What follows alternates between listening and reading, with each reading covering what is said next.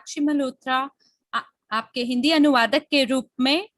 और कुछ क्षण लग गए हमें लॉगिन करने में, क्योंकि ये जो लिंक है ये नया था। और मुझे आशा है कि आपको भी इसी प्रकार की कोई दिक्कत का सामना ना करना पड़ा हो जैसे मुझे करना पड़ा। सभी को नमस्कार है। सभी का स्वागत है आज के सत्र में।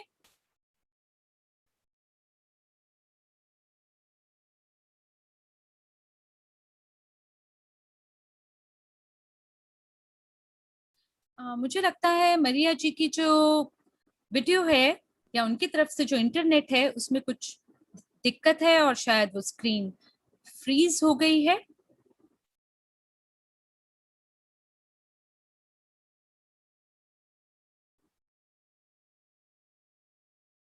शायद कुछ तकनीकी समस्या है उनकी तरफ से, तो जरा कुछ क्षण दीजिए।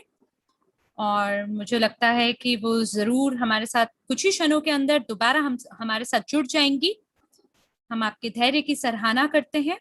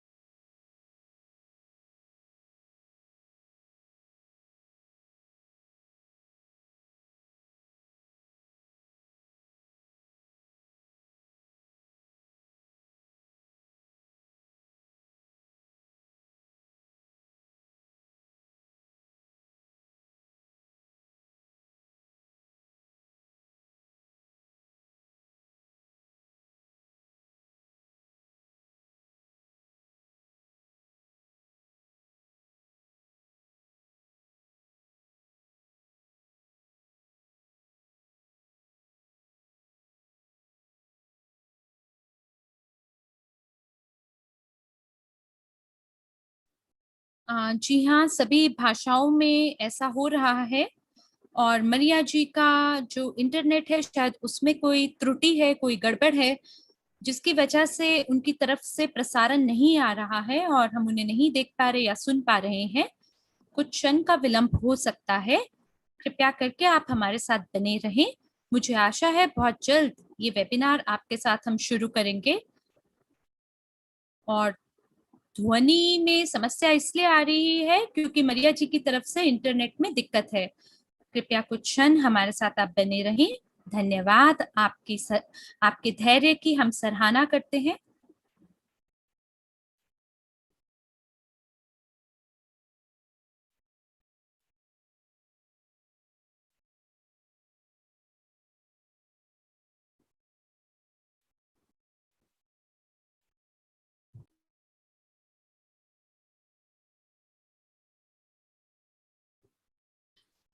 ठीक है, तो मुझे लगता है अब शायद जो समस्या थी सो वो बढ़िया हो गई है, उसका निपटारा हो गया है। मुझे आशा है कि आप मुझे देख पा रहे हैं, बेहतरीन रूप से सुन पा रहे हैं।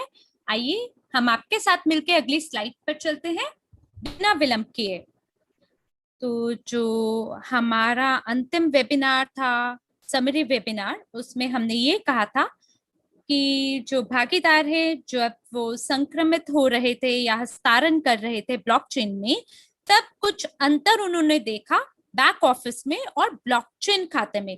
तो हमने क्या किया, इसके लिए हमने एक तालिका यानी टेबल का निर्माण किया। उन सभी उपयोगकर्ताओं का नाम उसके अंदर है जिनमें उनके बैक ऑफिस और ब्लॉकचेन के बीच में जो मात्रा है उसमें हेर फेर है या वो सामान्य राशि नहीं है, मिलती नहीं है। तो उस अंतर को सुलटाने के लिए जो बैक ऑफिस के विशेषज्ञ हैं वो काम कर रहे हैं उसके ऊपर। और वो पूरी कोशिश कर रहे हैं कि ये जो पूरी प्रक्रिया है इसको स्वचालित रूप से कर दिया जाए। देखिए, हमने इससे पहले मैन्युअली करने की कोशिश की और इसमें बहुत ज्यादा समय लग रहा था, पर जब हमने देखा कि उस तालिका के अंदर लगभग 800 लोग रूसी समुदाय के लोग हैं और 1500 जो है वो अंग्रेजी समुदाय से हैं, स्पेनिश में 1000 भागीदार हैं, तो अगर हम मैनुअल रूप से ये जो अंतर है इसको सुलटाने की कोशिश करेंगे तो इसमें बहुत ज्यादा समय लगता है और मानव संसाधन लगते हैं। तो हमने क्या किया, हमने ये सोचा कि जो हर भागीदार है उनके बैक ऑफिस के अंदर हम एक बटन डालेंगे जो कि होगा रिफ्रेश या अपडेट योर बैलेंस, यानी अपने बैलेंस को रिफ्रेश करें या अपडेट करें। तो जिस तरह से हमने उस पृष्ठ पे जहां पे सीड फ्रेज को उत्पन्न किया था पोर्टफोलियो अनुभाग में, वहीं पे आपको रिफ्रेश बैलेंसेस का बटन केवल एक बार देखने को मिलेगा। तो आप में से वो प्रत्येक व्यक्ति जिसने वो तालिका को भरा है या जिसने समर्थन सेवा पे अपनी डिटेल दी है और जिन्हें ये लगता है कि यकीनन उनके जो बैलेंस है उसके अंदर उतार चढ़ाव है, आप में से प्रत्येक व्यक्ति उस बटन पे क्लिक कर सकता है। और ऐसे में क्या होगा, जो बैक ऑफिस है वो ब्लॉकचेन के ऊपर वो जो ट्रांजैक्शन है उसे भेजना शुरू कर देगा कि कैसे हम बोले, जो अपनी अंतिम मंजिल तक नहीं पहुंच पाए, जो जो अंक है वो नहीं पहुंच पाए। तो ऐसा अंतर क्यों है हमारी ब्लॉकचेन और बैक ऑफिस में? क्योंकि हमारे बैक ऑफिस में कई सारे पैकेजेस हैं, ऐसे पैकेज हैं जो जिसमें शामिल थे सीआरयू अंक, वो सीआरयू अंक जो कि आपको प्राप्त हुए थे विपणन योजना यानी मार्केटिंग प्लान के तहत। और जब आपने ईआईपी को खरीद किया था तो वो उसके साथ सीआरयू अंक आपको मिले थे। तो इस प्रकार के कई सारे पैकेजेस कंपनी ने शुरुआत की थी और जब ये सभी पैकेज को एक एक करके ब्लॉकचेन पे डाला गया तब ऐसा हमें लगता है कि कोई स्थानीय यानी टेम्पररी फेलियर वहां हो सकता है और जो उसकी वजह से कुछ कुछ जो एंट्रीज हैं वो शायद उस ब्लॉक के अंदर नहीं हो पाए हस्तांतरण करते हुए, जिसकी वजह से ये जो अंक हैं ये वहां नहीं पहुंच पाए अपने ब्लॉकचेन पे अपनी मंजिल तक, और इसी वजह से आपको अंतर देखने को मिलता है।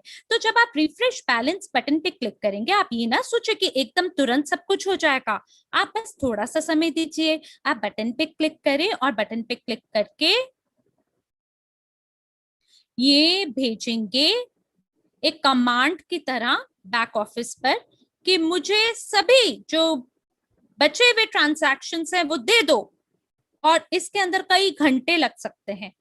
तो आप ये देख पाएंगे कि क्या आपके पास जो आपके मिसिंग टोकन है वो आपको हो सकता है अगले दिन देखने को मिले। तो इस प्रकार की जो कार्य क्षमता है, हमारी कोशिश है कि हम इसको लागू करें और शायद सोमवार को हम सुनिश्चित करेंगे कि आईटी विशेषज्ञ जो हैं वो हमें दिखाएंगे, पहले जांच करने वाले पर्यावरण में वो पहले हमें जांच करके दिखाएंगे और अगर सब कुछ बढ़िया रहा तो 1 जून को आपको शायद वो जो बटन है अपने बैक ऑफिस में देखने को मिल जाए। लेकिन अगर सब कुछ बढ़िया हो जाता है तो आप ये ना करें कि आप सीधा बस क्लिक करे जा रहे हैं। आप ये याद रखें कि अगर आप क्लिक करते भी हैं तो जो सिंक्रोनाइजेशन है उसमें थोड़ा समय लग सकता है।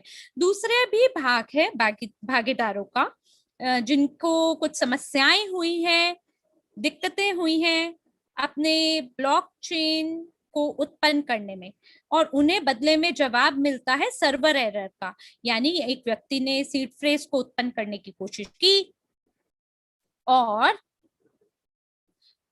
उसको एंटर करने की कोशिश की और फिर उन्होंने क्या देखा, सामने स्क्रीन से जवाब आता हुआ देखा कि यहाँ तो सर्वर एरर है। तो ऐसे लोग जिन्हें सर्वर एरर की दिक्कत हुई और वो समर्थन सेवा पे उन लोगों ने संपर्क किया है, लगभग ऐसे 41 खाते हमारे पास हैं, वो सभी लोग जो कि उस सूची के अंदर शामिल हैं। तो किसी ने ये कहा है कि कोई मुझे सुन नहीं पा रहा है, ऐसा है क्या?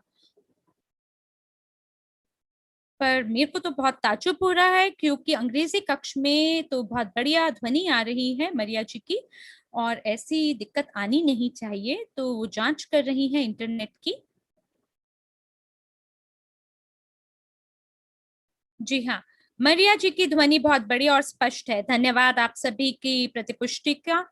और मेरे प्यारे दोस्तों, अगर आप लोगों ने समर्थन सेवा पे संपर्क नहीं किया है और अगर अभी भी आपको सर्वर एरर मिल रहा है, अगर अभी भी आप अपनी कुंजी को उत्पन्न नहीं कर पाए हैं, यानी सीड फ्रेज को नहीं आप उत्पन्न कर पाए हैं, तो आपके पास आज और कल है। आप कृपया जाएं सपोर्ट पर और वहां पे अपनी सभी जो समस्याएं हैं वो उन्हें जाके बताएं।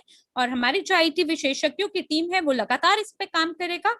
और इसके लिए क्या किया जाएगा कि ये सभी जो भागीदार हैं, जिसमें जो ब्लॉकचेन वॉलेट है, जिनमें वो अपना पहुंच नहीं कर पाए बना पाए हैं, लेकिन फिर भी उस ब्लॉकचेन में उनके सीआरयू बैलेंस हैं, तो ऐसे में क्या होगा कि ये सभी जो वॉलेट है इसे नलीफाई कर देंगे, यानी जो सीआरयू अंक है वो वहां से उठा के लिए जाएंगे और जो नया खाता है उसके अंदर डाला जाएगा। और फिर ये जो भागीदार हैं ये अपनी की को दोबारा से उत्पन्न कर पाएंगे, क्योंकि ये सर्वर में दिक्कत थी और जिसकी वजह से जो भागीदार है वो प्रवेश नहीं कर पाए। और वो भागीदार जिन्होंने सीड फ्रेज को सेव नहीं किया अपनी खुद की गलती की वजह से, या ऐसे भागीदार जिनकी जो सीड फ्रेज है वो खो गए, उनको उनकी हम मदद नहीं कर सकते, क्योंकि ऐसा हो सकता है कि किसी ने उनके खाते को हैक कर लिया, उसमें घुस गए हो कोई और, चाहे जायज तरीके से घुसे हो चाहे बुरे तरीके से या गैर कानूनी रूप से घुसे हो, तो भी हम इसे लोगों की मदद नहीं कर सकते, क्योंकि एक समूह है भारतीय लोगों का जिन्होंने अपने सीड फ्रेज का निर्माण किया। या तो उन्होंने ये सीड फ्रेज के उत्पन्न करने की जो प्रक्रिया है वो किसी और के ऑफिस में की या कार्यालय में की, हम ये नहीं कह सकते। या ये हो सकता है उन्होंने किसी की उपस्थिति में ये किया हो। अब जरूरी नहीं है कि उन्होंने किसी नेता के सामने ये किया हो, तो नेता लोग जो हैं वो ऐसा करते तो नहीं है कि चोरी कर ले किसी का सीड फ्रेज, लेकिन ऐसा हो सकता है अगर आपने किसी कंप्यूटर का उपयोग किया हो जो आपका नहीं है, और ऐसे भागीदारों की अनपढ़ता का फायदा उठाता हुआ जो अगला संदिग्ध व्यक्ति है उसने शायद फायदा उठा लिया हो। तो अगर किसी व्यक्ति को पता है कि आपके वॉलेट में कैसे प्रवेश करना है आपके सीड फ्रेज के माध्यम से, तो उनको वो पहुंच हमेशा हमेशा के लिए प्राप्त हो जाएगी। हालांकि यहाँ पर एक तरीका है जहां आप निजी कुंजी को बदल सकते हैं, अगर आपको शुरुआती समय से सीड फ्रेज के बारे में पता है तो, लेकिन आपको पुराना सीड फ्रेज पता होना चाहिए, और तब आप एक नई की को उत्पन्न कर सकते हैं। लेकिन ये ना ही ब्लॉकचेन पे किया जा सकता है या बैक ऑफिस पे किया जा सकता है, दोनों में से कहीं पे नहीं हो सकता। इसके लिए एक बहुत विशेष कार्य क्षमता लगती है, और ये उन लोगों के लिए इस्तेमाल किया जाता है जिन्हें ये पता है कि क्रिप्टो किस तरह से काम करता है। तो वो सभी लोग जिन्होंने निर्माण किया है सीड फ्रेज का, वो भी किसी और की मदद से, मैं जानती हूं कि वो अपने सीड फ्रेज को नहीं बदल पाएंगे, उनके उनको शायद इतना कंप्यूटर के बारे में जानकारी ना हो। और अगर हमारे भागीदारों ने किसी और की मदद ली है सीड फ्रेज उत्पन्न करने के लिए, और अगर वो किसी तरह से रिस्टोर कर भी लेते हैं,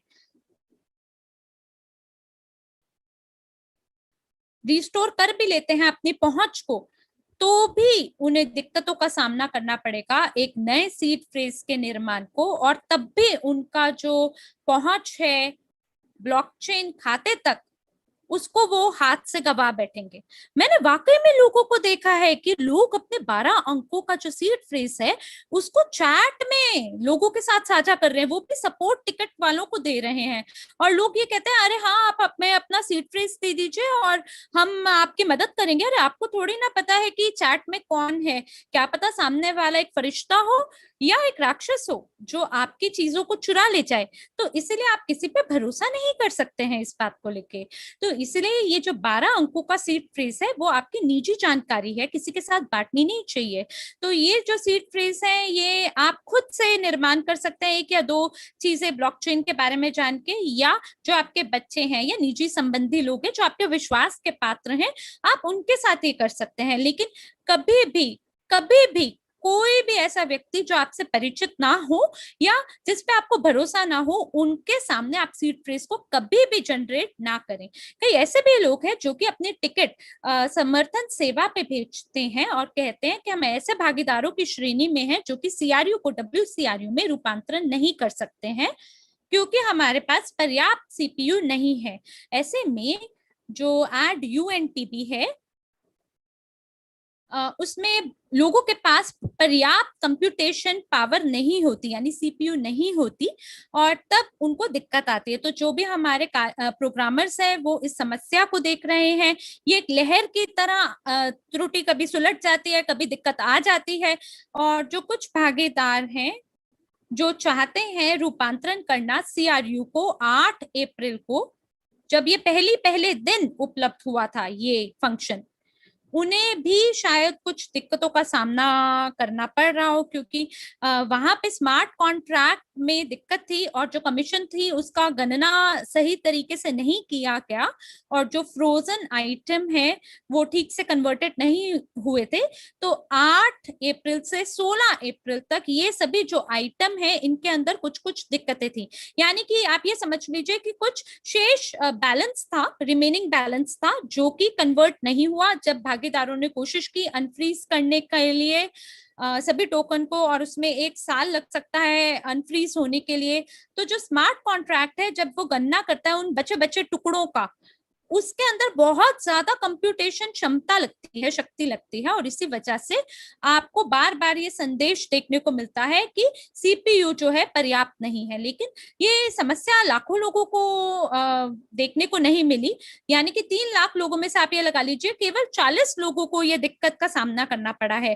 तो ये सामान्य रूप से होने वाली त्रुटि नहीं है, दिक्कत नहीं है। तो ये एक ऐसी समस्या है जो बहुत कम सामने आती है, तो इसलिए इसे संभालना मुश्किल है। क्योंकि जब एक ऐसी त्रुटि होती है जो कि बहुत ही बड़ी मात्रा में लाखों लोगों को उसका सामना करना पड़ता है, तब उसको सुलटाना थोड़ा सरल होता है। लेकिन मान लीजिए अगर कोई दिक्कत केवल कुछ ही खातों में हुई है, तो कारण ढूंढना बड़ा मुश्किल होता है कि क्यों जो सीपीयू है वो पर्याप्त नहीं पड़ा, खास करके जब आप सीआरयू को डब्ल्यूसीआरयू में रूपांतरण करने का प्रयास कर रहे हैं। तो मंडे यानी सोमवार को जो पहला बॉक्स से है उसको उसका शुभारंभ किया गया, और इस पे हम लगातार काम कर रहे हैं। और मुझे लगता है कि शायद इसमें 1 और सप्ताह लग सकता है। हम इसकी जांच करेंगे, हम कोशिश करेंगे कि सभी जो समस्याएं और त्रुटियां हैं हम उनको सुलटा दें, आपके लिए उसका निपटारा करते हैं। आइए अब इस स्लाइड पर हम बात करते हैं जहाँ पे बहुत सारे लोग समर्थन सेवा पे अपनी शिकायत को दर्ज करते हैं और कहते हैं कि उनका जो स्टेकिंग उपहार है सीआरयू से सीआरयू के लिए, वो उनके पास नहीं पहुंचा है।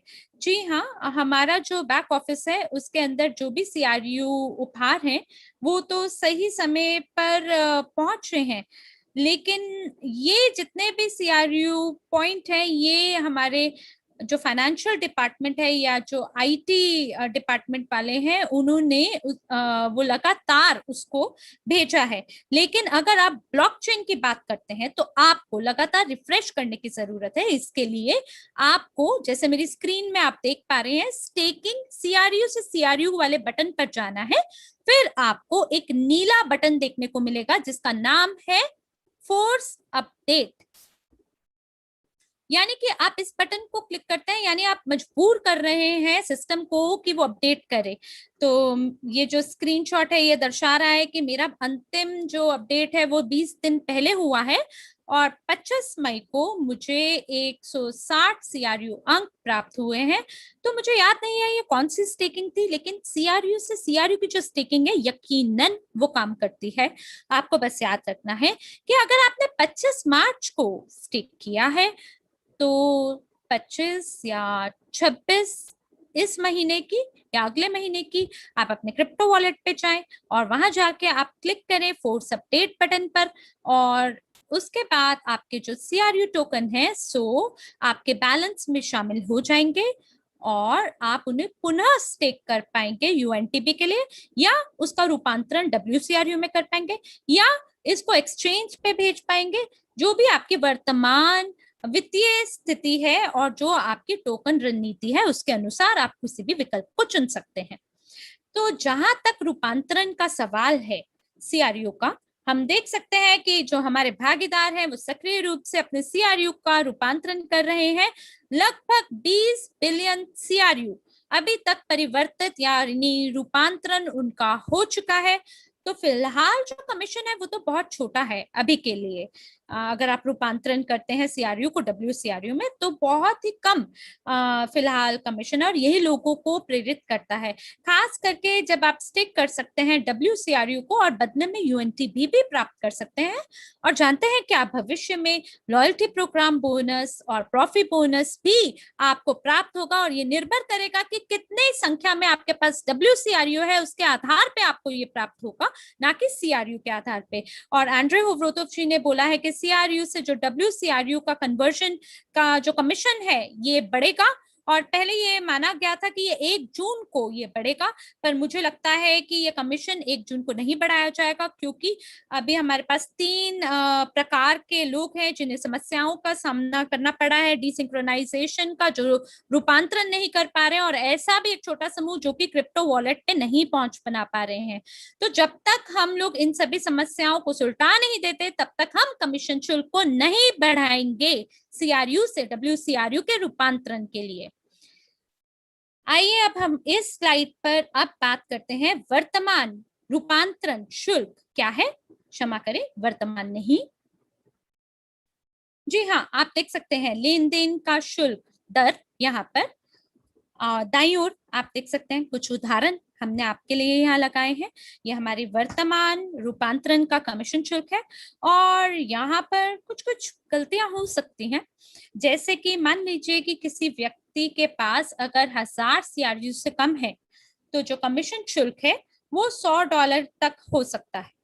तो ये यकीनन एक प्रोग्रामिंग समस्या है, तो इसलिए आप तनाव ना मन में महसूस करें जब ये 999 दिख रहा है लगातार, या 4 बारी 9 दिख रहा है आपको। मेरे को लगता है ये जो कंप्यूटर है सोचता है कि ये तो बहुत बड़ी संख्या है, और कंप्यूटर को लगता है ये 10 मिलियन से ऊपर है, और इसलिए आपसे $1 लाख का कमीशन चार्ज करने की कोशिश करता है।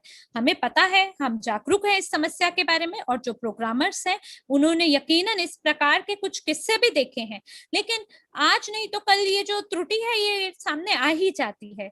तो मेरे प्यारे दोस्तों, आप कृपया करके कन्वर्जन पे क्लिक ना करें। अगर आप देखते हैं कि 9999 आ रहा है कन्वर्जन शुल्क, तो आप कृपया करके ये जो सीआरयू है इन्हें आप अपने पास रखें, और फिर एक अनलॉकिंग अवधि आएगी और वहां पर आप सीआरयू को अनलॉक कर पाएंगे और ये आपके बैलेंस में शामिल हो जाएगा। लेकिन अगर आप देखते हैं कि किस प्रकार का कमीशन आप प्राप्त करने वाले हैं, किस प्रकार का कमीशन हम भविष्य में भुगतान करेंगे सीआरयू से डब्ल्यूसीआरयू के रूपांतरण के लिए, मुझे लगता है कि $100 या 10,000 जो सीआरयू है वो शायद आपको लगे कि हाँ ये तो सही है, ये राशि सही है, क्योंकि भविष्य में जो रूपांतरण का शुल्क है वो बराबर हो जाएगा उस अंतर के जो कि अभी वर्तमान सीआरयू एक्सचेंज पे है शुल्क, और जो यूजीपे ग्रुप के अंदर सीआरयू का मूल्य है। मैं दोबारा दोहराती हूँ, जो कमीशन शुल्क है वो उस अंतर को कवर करेगा वर्तमान सीआरयू शुल्क जो कि आप एक्सचेंज पे देखते हैं उसमें, और डब्ल्यूसीआरयू का जो मूल्य है जो आप यूजीपे ग्रुप में देखते हैं, उन दोनों के बीच के अंतर के आधार पर ये कमीशन शुल्क होगा। तो फिलहाल जितने भी एम्बेसडर और सभी अध्यक्षीय परिषद के लोग हैं, प्रेसिडेंशियल काउंसिल के लोग, वो ये सुनिश्चित कर रहे हैं कि कैसे ये जो कन्वर्जन का शुल्क है इसे धीमे धीमे बढ़ाया जाए, ऐसे नहीं कि अचानक से बढ़ा दें। पहले हमारी कोशिश रहेगी कि इससे पहले 20% पे बढ़ाएं, और फिर 40% का जो डिफरेंस है करंट सीआरयू मूल्य और डब्ल्यूसीआरयू मूल्य जो कि यूजीपे ग्रुप में है उसका 40% होगा, और फिर आखिर में हम इसे 100% कर देंगे।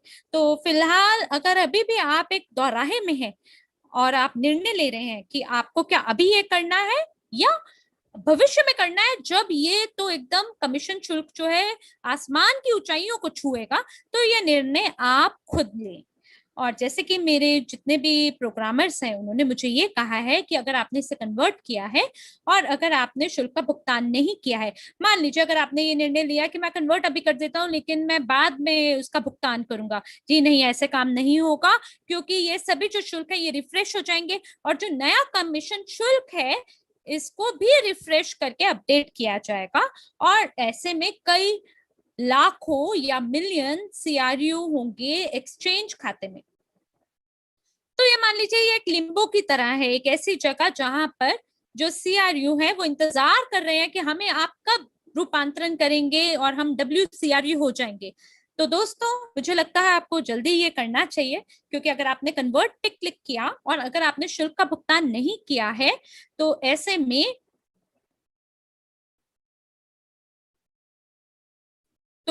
में आपको दिक्कत हो जाएगी।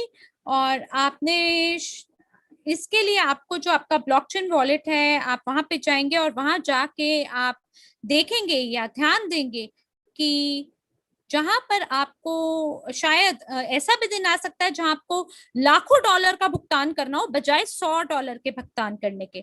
जैसे कि मान लीजिए जहां पर आपको $2 का भुगतान करना है वहां पे अब आप देखेंगे कि अरे $1000 का शुल्क लिया जा रहा है, क्योंकि जो अंतर है सीआरयू और WCRU के शुल्क में उसके आधार पर इसको चार्ज किया जाएगा। तो यह भी आप पे निर्भर करता है। तो जो सीआरयू टोकन जो फिलहाल लिम्बो में है, यानी जो इंतजार कर रहे हैं कि आप इनका रूपांतरण कर सकें, वो फिलहाल तो आपको कोई भी परिणाम नहीं दे रहे, वो तो वहीं पे ऐसे के ऐसे पड़े हैं। तो अगर आप आज इसे कर देते हैं कन्वर्ट तो ये आपको WCRU में परिवर्तित हो जाएंगे और आप UNTB में इसे कन्वर्ट कर पाएंगे। और वरना आप इसे एक्सचेंज पे भेज सकते हैं और आप देख सकते हैं कि इसका क्या होता है। लेकिन इस स्थिति में ये जो सीआरयू है ये बीच में फंसे हुए हैं और आप इनके साथ अभी फिलहाल कुछ भी नहीं कर सकते हैं।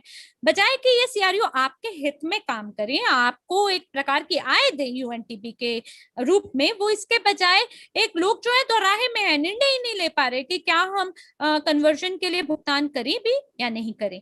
तो ये जो $1 लाख है ये शायद आपके पास वापस आ जाते अगर आप केवल UNTB को माइन करते और इसे एक्सचेंज पर बेच देते। तो हम लोग दोबारा से उस स्तर पे पहुंच रहे हैं जहां पे हमारा ये भाव है कि लोग कितने वित्तीय साक्षर हैं और लोग जो हैं यहाँ पर कमीशन के माध्यम पे वो ये सोच रहे हैं कि वो अभी नहीं, लेकिन वो बाद में उसका भुगतान करने के लिए तैयार हैं। ये नहीं सोच रहे हैं कि इतने कम कमीशन के अंदर वो WCRU प्राप्त कर सकते हैं और उनका जो अनफ्रीजिंग का जो जो समय काल है वो भी शुरू हो जाएगा। उनको लॉयल्टी बोनस भी मिलेगा, प्रॉफी बोनस भी मिलेगा, और ये पैसा जो है जो जो कुछ महीनों के अंदर जो कमीशन में पैसा दिया है वो वापस आ जाएगा और मैं उसके बाद जो है मैं मुनाफे में होऊंगा। लेकिन लोग ऐसा नहीं सोच रहे हैं। और और जो लोग हैं, लोग ये नहीं सोच रहे कि उनके पास पैसे वापस आने वाले हैं, बल्कि वो ये चाहते हैं कि पैसे जो हैं बस वो उनके पास पलक झपकते ही वापस आ जाएं। तो ऐसा नहीं होगा। आपको अपने W क्रूज को स्टेक करना पड़ेगा UNTB के लिए। तो यहाँ पर हम बात कर रहे हैं कि WCRU से स्थानांतरण होगा WCRU का ब्लॉकचेन पर, और ये लगातार प्रक्रिया है जो चल रही है। और हम लोग हमेशा देख सकते हैं कि सर्कुलेशन के अंदर, बाजार के अंदर कितने WCRU हैं, और आज की तारीख में 19.5 बिलियन WCRU हैं और 18.5 बिलियन जो CRU, माफ कीजिएगा WCRU नहीं, CRU, ये जो हैं ये स्टेक्ड हैं। तो मुझे ये समझ में नहीं आ रहा कि लोग जो हैं वो अपने WCRU को स्टेक क्यों नहीं कर रहे, आप CRU स्टेक नहीं कर रहे। अगर आप कुछ भी नहीं कर रहे हैं अपने टोकन से, तो वो वाकई वो ना तो कोई आय आपको बना के दे रहे हैं और ना कोई मुनाफा बना के दे रहे हैं। और हाँ, ये हो सकता है कि आपका जो पैकेज है, जो राशि है वो बहुत छोटी है। तो आपकी जो UNTB का जो जो UNTB की जो खनन होगी, या जो UNTB का जो स्टेकिंग का जो उपहार होगा वो कम होगा। हो सकता है सिर्फ 20 UNTB आपको मिल रहे हो, पर ये 20 UNTB तो भी तो आपके लिए मुफ्त हैं। और जब भविष्य के अंदर UNTB का जब मूल्य बढ़ जाएगा तो आप उसको बेच सकते हैं।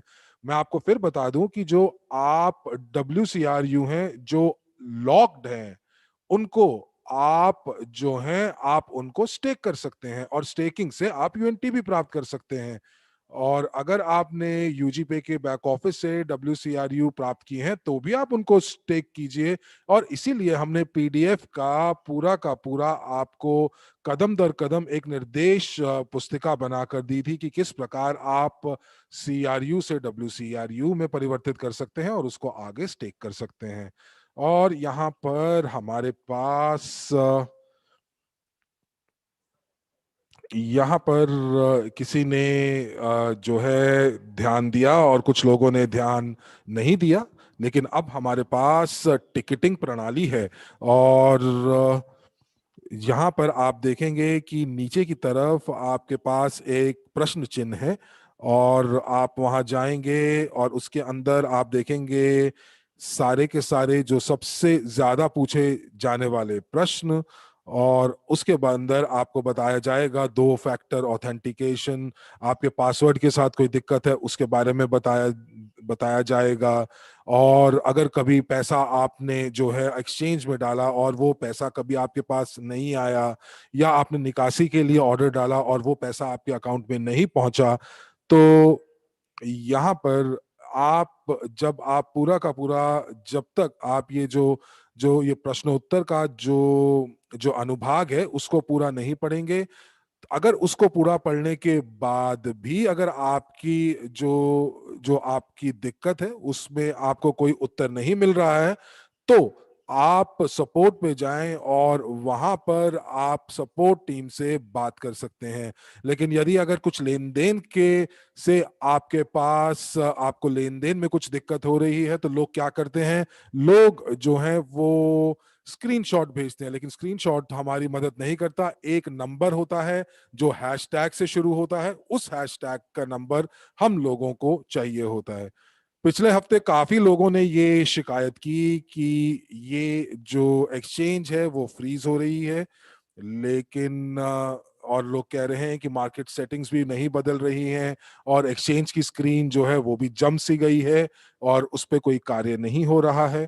तो हम लोगों ने ये देखा कि सभी के पास एक्सचेंज के अंदर एक घंटी बनी हुई है जो यहाँ पर आपको एक तीर से दिखाई दे रही है। अगर आप इनको देखेंगे और अगर इसमें बताया जाता है कि आपने कुछ निकासी की, आपने कुछ जमा किया, आपने कुछ ऑर्डर लगाया, तो वो सारी की सारी चीजें आपको यहाँ नीचे इस घंटी में दिखाई देती हैं। और अगर आप देखेंगे तो इसके अंदर बहुत सारी जो ऐसे नोटिस आए हुए हैं जो कि आपने अभी तक नहीं पढ़े। आप यहां देख रहे हैं स्क्रीनशॉट में भी 30 नोटिफिकेशंस हैं, और जब तक आप इसको नहीं पढ़ेंगे तो जो एक्सचेंज है वो फ्रीज हो जाएगी। क्योंकि क्योंकि ये जो एक्सचेंज है वो कोशिश करती है कि ये सारे के सारे जो संदेश आपके पास आ रहे हैं आप उनको पढ़ें और आप उनको प्राथमिकता में रखें। तो यदि आप बहुत सक्रिय रूप से इस एक्सचेंज का इस्तेमाल कर रहे हैं, ट्रेडिंग कर रहे हैं, तो आप इन सभी नोटिफिकेशंस को, इन सभी संदेशों को पढ़ा हुआ स्थिति में रखिए। और यदि आप अगर नहीं ऐसा करेंगे तो ये यहाँ पर घंटी के ऊपर आपकी जो संख्या है नोटिसेस की वो बढ़ती जाएगी, और इसीलिए ये जो एक्सचेंज है वो आपकी फ्रीज हो जाएगी, कार्य नहीं करेगी। तो ये देखिए, ये भी एक प्रकार का कंप्यूटर के स्वास्थ्य के लिए बहुत अच्छी है। तो यहाँ पर मैंने ये जो स्क्रीनशॉट जो बनाई है इसके अंदर एक खास चीज का मैंने ध्यान रखा है कि यहाँ पर हम एक प्रेम कि आप यूएसडीटी खरीद सकते हैं ये स्पेयर में और यूएसडीटी बेच सकते हैं। और ये जो टोकन है ये ईओएस ब्लॉकचेन के ऊपर, ईओस ब्लॉकचेन के ऊपर है। आपको मालूम है कि इथेरियम ब्लॉकचेन के अंदर यूएसडीटी तेथर है, और जो बिटकॉइन ब्लॉकचेन के अंदर भी जो जो यूएसडीटी है वो ट्रॉन ब्लॉकचेन के अंदर है। अब चूंकि हमारे पास हमारे अपने टोकन हैं, तो इसीलिए हम लोग जो यूएसडीटी है हमारा वो ईओएस टोकन है। तो हमारे प्रोग्रामर के लिए ये आसान काम था कि हम लोग ईओएस के अंदर अपना यूएसडीटी टोकन ऐड कर दें, उसको उसको उसको जोड़ दें। लेकिन इस टोकन को ERC20 के अंदर डालना हमारे लिए मुश्किल था। थोड़ा सा तकनीकी जानकारी है ये। तो ERC20 पे यूएसडीटी वॉलेट क्या है? तो आप जब पैसे निकालने की या निकासी करने की कोशिश करते हैं, तो उस समय जो निकासी का कमीशन है वो कभी $15 हो सकता है, कभी $20 हो सकता है, कभी $17 हो सकता है। और जो एक्सचेंज जो है वो निकासी के सारे ऑर्डर जो है वो 1 घंटे तक अपने पास रखती है। और जैसे ही ये बैच जो एक्सचेंज है, जो निकासी का आवेदन है, तो वो एक्सचेंज जो है वो 1 घंटे में भेजती है। तो यहां पर जो नेटवर्क की, जो इथूरियम नेटवर्क की जो कमीशन है, वो उस हिसाब से उसकी गणना होती है। तो 1 घंटा पहले अगर उसकी कमीशन $20 थी, तो हो सकता है कि $1 1 घंटे के बाद ये जो कमीशन है ये $40 भी हो सकती है। और एक्सचेंज को नुकसान होता है यदि छोटे छोटे लेन देन या छोटे छोटे जो ये निकासियां हैं ये बहुत ज्यादा हों, और इसीलिए उसको 1 घंटे के बैच में उसको निकाला जाता है।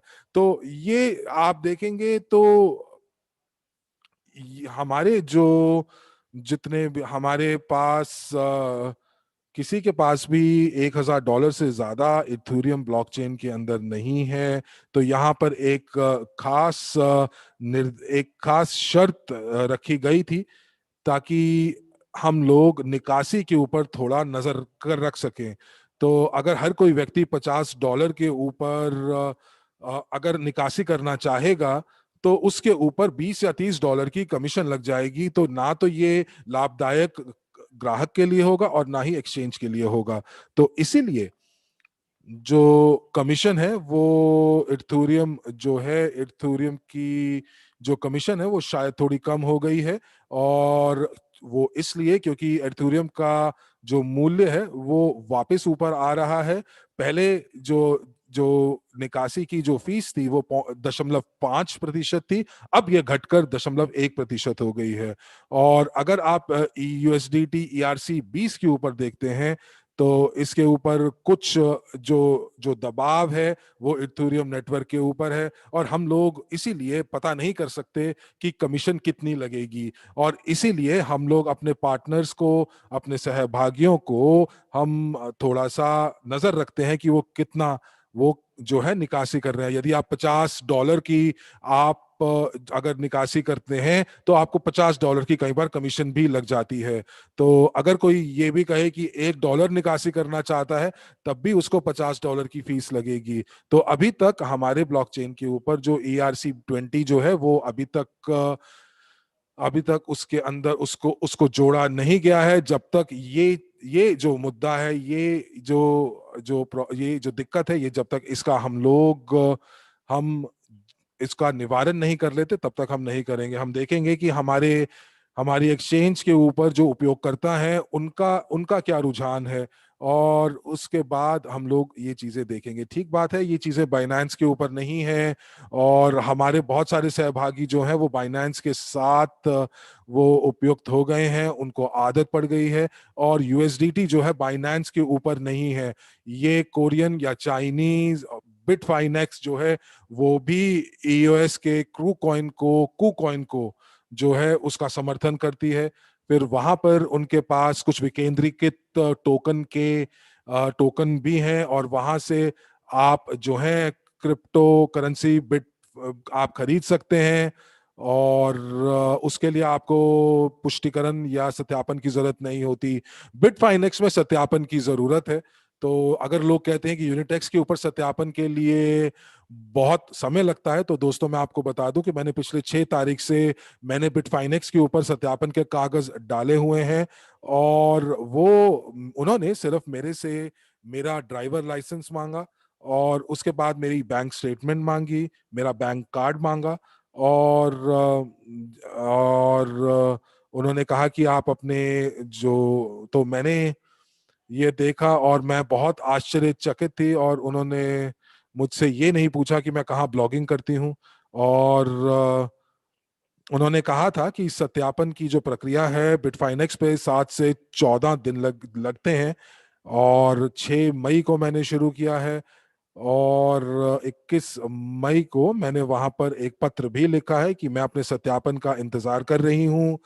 और अभी तक मुझे वहां से कोई जवाब नहीं आया है। और अब आप कहते हैं कि हमारी समर्थन सेवा जो है वो कार्य नहीं कर रही है, तो आप बिटफाइनेक्स के ऊपर जाकर देखिए और देखिए कि उनकी समर्थन सेवा कैसे काम करती है। तो आज जो है 27 तारीख भी हो चुकी है और वहां पर मुझे कोई नहीं बता रहा कि मेरा सत्यापन अभी तक क्यों नहीं हुआ है। तो अब यूं कहेंगे कि आप एक बहुत ही पुरानी एक्सचेंज के साथ, बिटफाइनेक्स के साथ आप सत्यापन नहीं कर पा रहे हैं, और कोई कह रहा है कि यूनिटेक्स के ऊपर सत्यापन जो है वो 1 घंटे के अंदर हो गई। तो हो सकता है आपने निर्देश पढ़े क्यों हो, ठीक से सारे निर्देश पढ़े हों, दस्तावेज सही जमा कराए हों, तो ये सारी की सारी चीजें आपकी कोई बहुत देर नहीं लगेगी हमारी एक्सचेंज के ऊपर। तो बाइनेंस के ऊपर भी वहां पर उनका जो सत्यापन की प्रणाली है वो अलग अलग श्रेणियों में बटी हुई है। और अगर आप चाहते हैं कि $1,000 से नीचे आप अगर कारोबार करना चाहते हैं तो वो वहां पर आपको सत्यापन की जो श्रेणी है वो कम है। उसके बाद अगर 1,000 से ऊपर है तो सत्यापन की जो प्रक्रिया है वो थोड़ा वक्त लेती है और थोड़ी सी सख्त है। तो जो ERC-20 के जो टोकन्स हैं उसमें एक दिक्कत और भी है। यदि आपके पास कोई ऑर्डर आपका अटक गया, जैसे कि आपने USDT USDU के अंदर करेंसी पेयर के अंदर अगर ऑर्डर डाला है और अगर वो अटक गया है, तो आप एक टिकट जारी करिए और उसके अंदर आप लिखिए कि आपका जो ऑर्डर है वो अभी अटक गया है, और आप उसके अंदर बताइए कि आपका जो जो ऑर्डर है वो कैंसिल नहीं हुआ था, और हमारे प्रोग्रामर जो हैं वो मैन्युअली जाकर उस ऑर्डर को कैंसिल कर देंगे। तो ये जितने भी किसी कारणवश अगर आपका ऑर्डर रुक गया है या अटक गया है तो आप एक टिकट जारी कर सकते हैं। और उसी तरह यूनिटेक्स के ऊपर अगर आप सत्यापन करवा रहे हैं और सत्यापन का जो आवेदन है आपका वो विफल हो गया है, तो आप यूनिटेक्स को मेल लिख सकते हैं, और उसके बाद आपको दूसरा एक मौका मिलेगा जिसमें आपको सारे के सारे दस्तावेज जो हैं आप अपलोड कर सकते हैं। और एक यहाँ पर एक खिड़की है, वहां पर एक अनुभाग है एक्सचेंज के अंदर जहां पर दस्तावेज या डॉक्यूमेंट्स लिखा हुआ है। और अगर कोई AML अफसर वहां से आपसे दस्तावेज मांगता है तो आप जो है वो सारे के सारे डॉक्यूमेंट्स वहां अपलोड कर सकते हैं। तो आपको सारे के सारे दस्तावेज ईमेल से नहीं भेजने, बल्कि आप अपने अपने व्यक्तिगत अकाउंट से ही आप जो हैं वो आप जारी कर सकते हैं, जो दस्तावेज हैं वो आप अपलोड कर सकते हैं। तो चाहे वो एक क्रिमिनल रिकॉर्ड हो या फिर वो आपका कैरेक्टर प्रमाण पत्र हो, तो चरित्र प्रमाण पत्र हो, तो ये सारी की सारी चीजें अगर ये मांगते हैं तो आप यहाँ पर अपने व्यक्तिगत अकाउंट में आकर यूनिटेक्स में आप उसको आप अपलोड कर सकते हैं। और साथ ही साथ हम लोग जो हैं ये हम लोग सिर्फ एक EOS ही अपने पास नहीं रखना चाहते, बल्कि हम लोग ऐसे कार्य करना चाहते हैं जैसे और एक्सचेंजों पे काम होता है। देखिए USDT जो है वो USDT ही है, और जो USDT है वो हर एक अलग अलग प्रोटोकॉल पे काम कर रहा है, चाहे वो ERC-20 के ऊपर है या वो ट्रॉन के ऊपर है। तो ये जब तक हम लोग इस चीज को नहीं अपनाएंगे तब तक USDT वाकई जो है वो सफल नहीं होगा। तो आइए हम कार्य योजना बताते हैं आपको। मई के महीने के लिए हम लोग ये चाह रहे थे कि ब्लॉकचेन के ऊपर जो जो लॉयल्टी बोनस है वो जो है वो अक्रू हो, यानी कि वो जमा हो।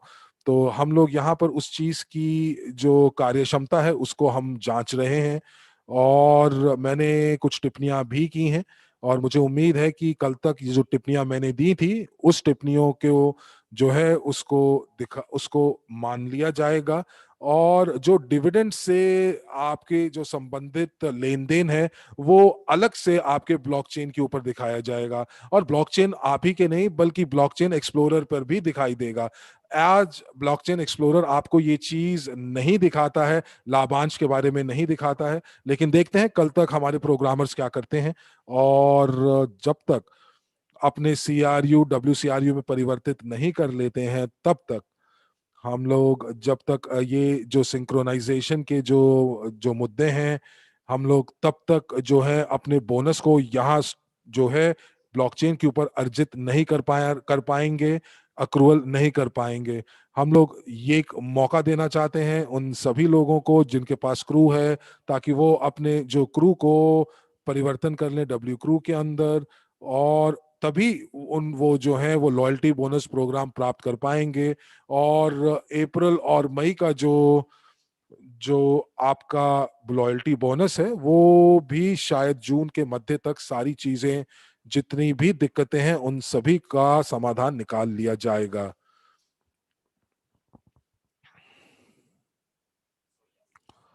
तो मैं आपको बताना चाह रहा था कि ये जुलाई नहीं जून की ही बात हो रही है जो मरिया ने अभी बात की है। और हम लोग जो एक और ग्लोबल यूनिट पे से हम लोग जो फिएट और तो यानी कि यूनिटेक्स के ऊपर जब हम लोग जो है हस्तांतरण कर सकते हैं, बहुत सारे लोगों ने अपने अकाउंट्स जो है वो ग्लोबल यूनिट पे का अकाउंट जो है उसको जोड़ दिया है, उन्होंने लिंक कर दिया है अपना अकाउंट यूनिटेक्स एक्सचेंज के साथ। और बहुत सारे जो सहभागी हैं हमारे चैट के अंदर वो शिकायत कर रहे थे कि मैं अपनी एक्सचेंज से जो है वो डॉलर के रूप में मैं निकासी करना चाहता हूं और मेरे पास अभी तक बैंक कार्ड नहीं है, तो मैं क्या करूं। तो मैं ये कहूंगी कि शुरू करने के लिए ग्लोबल यूनिट पे जो है आप को एक आपके पास जो है आपको एक वर्चुअल कार्ड खरीदने का मौका देता है, और उस वर्चुअल कार्ड को आप एप्पल पे से आप लिंक कर सकते हैं और वहां से आप अपने पैसे की निकासी कर सकते हैं। साथ ही साथ एक मौका और भी है कि आप यूएसडीसी के सिक्के भी खरीद सकते हैं, और ये जो यूएसडीसी का जो कॉइन है वो आप एक एक के अनुपात में आप खरीद सकते हैं, यानी कि $1 का एक यूएसडीसी। और जो बिटकॉइन और एर्थूरियम की जहां तक अगर हम बात करें, तो हाँ मुझे लगता है कि सबसे बढ़िया तरीका यह है कि जिनके पास यूएसडीयू है वो यूएसडीसी के अंदर उसको उसको परिवर्तित कर सकते हैं, और यूएसडीसी के बाद आप जो है उसको वर्चुअल कार्ड पे डाल सकते हैं, खरीदारी कर सकते हैं, या फिर आप जो है भुगतान प्रणाली के अंदर खर्च कर कर उससे वहां से आप जो है आप इथेरियम या आप जो है बिटकॉइन खरीद सकते हैं। और जो लोग 2 हफ्ते या 3 हफ्ते रुक सकते हैं तो उनको यूएसडीटी टोकन का इंतजार करना होगा जो हमारी एक्सचेंज के ऊपर बहुत शीघ्र आ जाएगा। तो उन लोगों के लिए जहां पर डब्ल्यू जो सीआरयू का परिवर्तन डब्ल्यू के लिए जो अटक गया है, तो वो काम उसके ऊपर चालू है, और 15 जून तक सारा का सारा जो परिवर्तन का जो भी मसला है, जो भी मुद्दा है, वो उसका निवारण कर दिया जाएगा। तो साथ ही साथ आपको ये बता दें कि कोई भी लॉयल्टी प्रोग्राम के अंतर्गत कोई भी बोनस जो है वो अभी अर्जित नहीं होगा, और आपको ये सारी की सारी जानकारी वेबिनार्स के माध्यम से, बैक ऑफिस के माध्यम से आपको दी जाएगी। और एक और चीज आपको बता दूं कि एक्सचेंज के अंदर हमारे पास एक प्रणाली है, टिकट प्रणाली है, और आप लोग एक टिकट का इस्तेमाल कर सकते हैं। एक टिकट नंबर होगा और आप उस टिकट नंबर को संभाल कर रख सकते हैं। और कुछ हमारे जो पार्टनर हैं वो ये कह रहे थे कि टिकट प्रणाली जो है वो उससे उससे जो सत्यापन की प्रक्रिया है वो ज्यादा तेजी से होगी। लेकिन आपको मैं बता दूं कि यदि आप सत्यापन जो है वो ग्लोबल पास से करते हैं तो आप अधीर मत होइए, और अधीर होकर आप जो है वो टिकट मत जारी कीजिए। और उसके ऊपर वहां पर आप साथ ही साथ बहुत सारे सहभागियों ने अपने दस्तावेज भी अपलोड कर दिए उस टिकट के साथ। तो मैं आपसे ये आग्रह करूंगी कि आप ऐसे टिकट ना जारी कीजिए। आप टिकट तभी बनाइए जब आपके पास एक ईमेल आता है कि आपकी जो आवेदन है, सत्यापन का आवेदन है, वो विफल हो गया है, क्योंकि आपके पासपोर्ट के दस्तावेजों की जो फोटो थी वो ठीक नहीं थी, या आपका जो उपनाम है वो किसी राजनेता से मेल खाता है, और उस के मामले के अंदर आपसे अधिक यानी कि अतिरिक्त दस्तावेज और मांगे जाएंगे। तो दोस्तों ये हमारी आखिरी स्लाइड थी, और आप देख रहे हैं हमारे पास अभी भी 7 मिनट हैं। और मैंने यहाँ पर वियतनामी कक्ष से एक प्रश्न देखा था कि लिस्टिंग के ऊपर कि हम लोग कब दूसरी एक्सचेंज के ऊपर लिस्ट होंगे।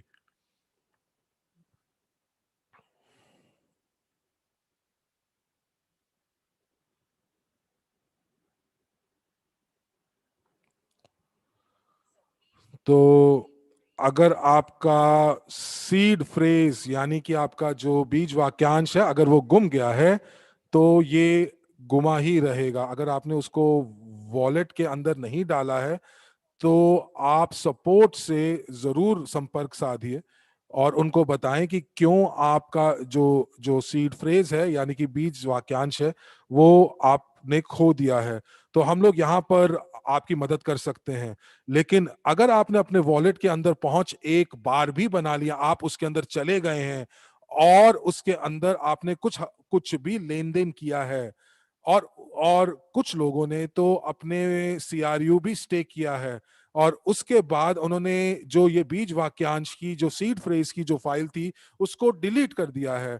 और उन्होंने उन्होंने एक महिला थी, उन्होंने कहा कि उनके उनके पास फोटो है अपने बीज वाक्यांश की और उन्होंने जब हमने देखा तो उन्होंने गलती से उसको डिलीट कर दिया। वो मॉस्को ऑफिस आई और मॉस्को ऑफिस के अंदर कुछ लोगों ने उनकी मदद करने की कोशिश की कि वो सीड फ्रेज फिर से वो शुरू करें और उसके बाद फिर से सारे के सारे शब्द डालने शुरू किए। लेकिन आपके पास अगर सीड फ्रेज नहीं होगा, बीज वाक्यांश नहीं होगा, तो आप सारी की सारी अपनी दौलत जो है वो खो देंगे बिटकॉइन में। माफ कीजिएगा, जो आपके वॉलेट के अंदर जो भी है वो आप खो देंगे हमेशा हमेशा के लिए। तो अब आपका जो प्रश्न था कि हम लोग और एक्सचेंज पर कब लिस्ट होंगे, तो मैं आपको बता दूं कि ये इतना आसान कार्य नहीं है। तो इसीलिए अगर तकनीकी तौर के ऊपर हम देखें तो ये बहुत ज्यादा जटिल समस्या नहीं है। लेकिन उसके लिए हमें एक कानूनी राय लेना जरूरी है। हमारी मार्केटिंग जो है, मार्केटिंग पैकेज भी तैयार होना चाहिए। जो मार्केटिंग कंपनी हमारे साथ काम कर रही है वो ये कहती है कि जो हमारा श्वेत पत्र है वो बहुत पकाता है और उन्होंने इन्हीं शब्दों का इस्तेमाल किया है। तो वो इतना खूबसूरत नहीं है जो कि और कंपनियों का जितना श्वेत पत्र व्हाइट पेपर जो है वो होता है। और इसीलिए उन्होंने हम लोगों को बोला है कि वो हमारे श्वेत पत्र को हम बदल दें ताकि उसके अंदर कम से कम तकनीकी भाषा हो, ताकि जो साधारण लोग हैं, जनसामान्य लोग हैं, वो भी इसको पढ़ सकें और समझ सकें।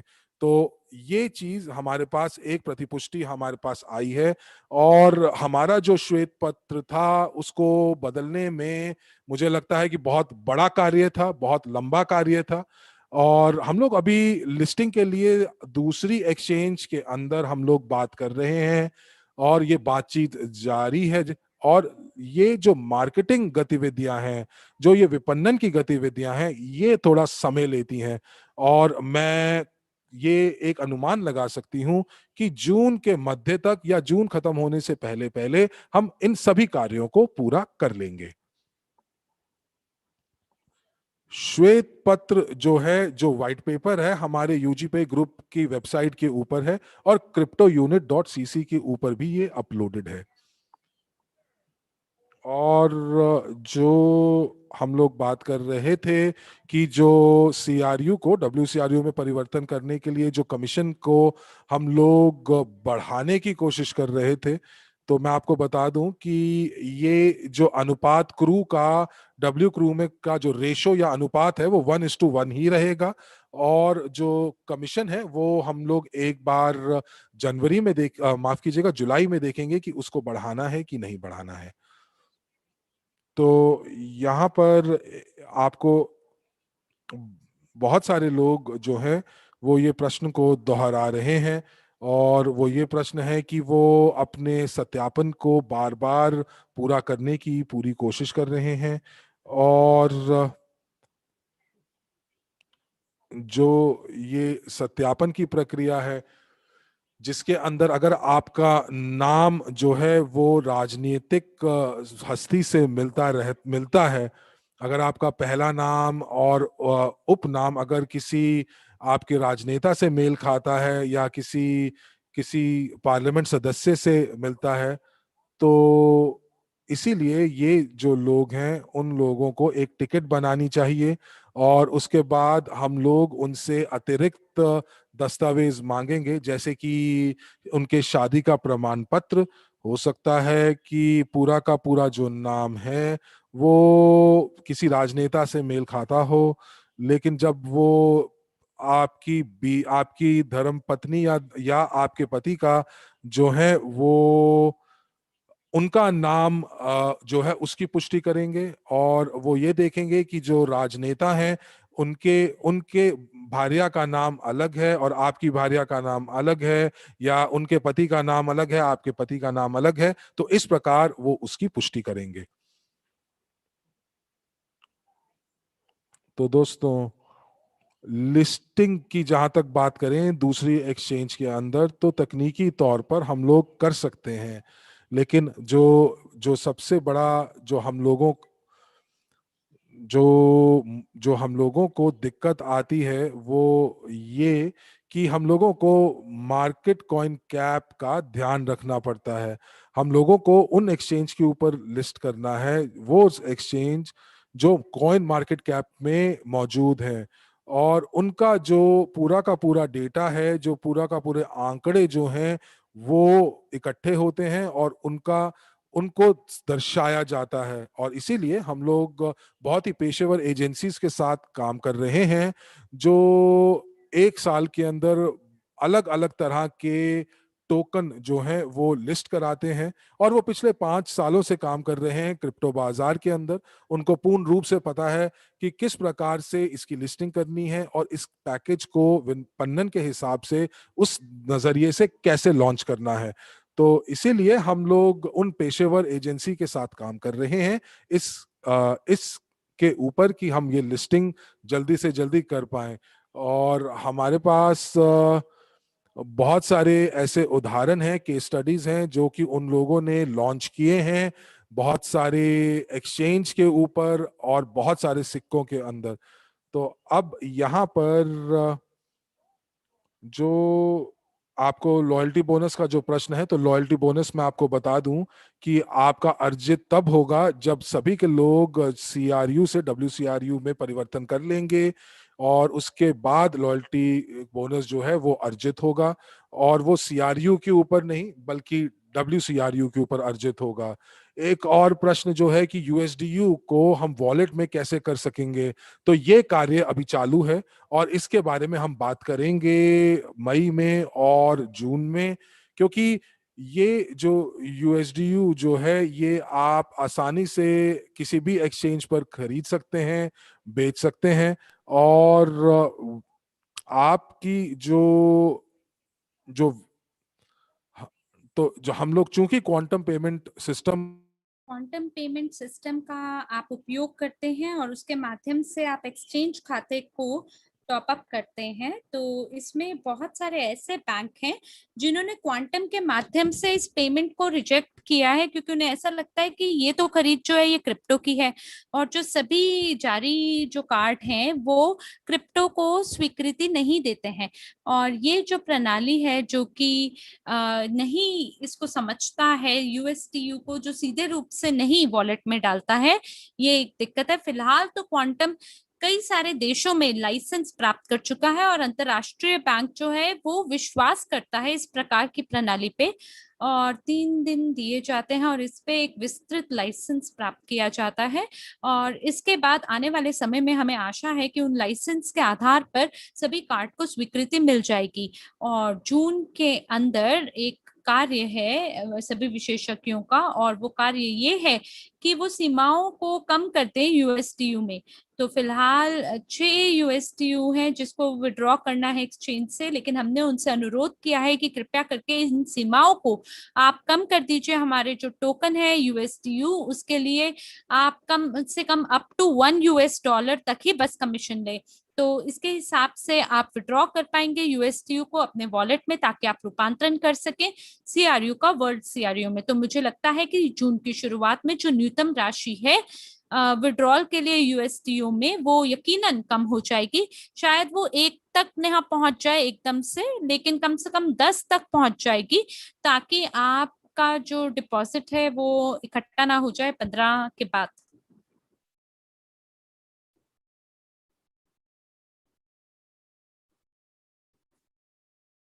तो प्यारे दोस्तों, मुझे लगता है हमारे आज का ये जो सत्र है, हम इसके अंत तक पहुंच गए हैं। हमारे पास समय की कमी है और इसलिए हमें आशा है कि अगली बार आपके सभी सवालों का हम जवाब देंगे, या आप समर्थन सेवा से अपने सभी सवाल पूछ सकते हैं। और तब तक मैं आप सबसे यही विदा लेती हूँ और आशा करती हूँ कि आप लोग अपना ध्यान रखेंगे। और इसी के साथ आपके हिंदी अनुवादक के रूप में हरमीत सिंह जी और मैं साक्षी मल्होत्रा आपसे यहीं विदा लेते हैं। आशा है नए जोश और उमंग के साथ आपके साथ आने वाले सत्र में दोबारा मुलाकात होगी। तब तक के लिए आप लोग अपना ध्यान रखें। आपका जीवन और समय मंगलमय और आनंदमय हो।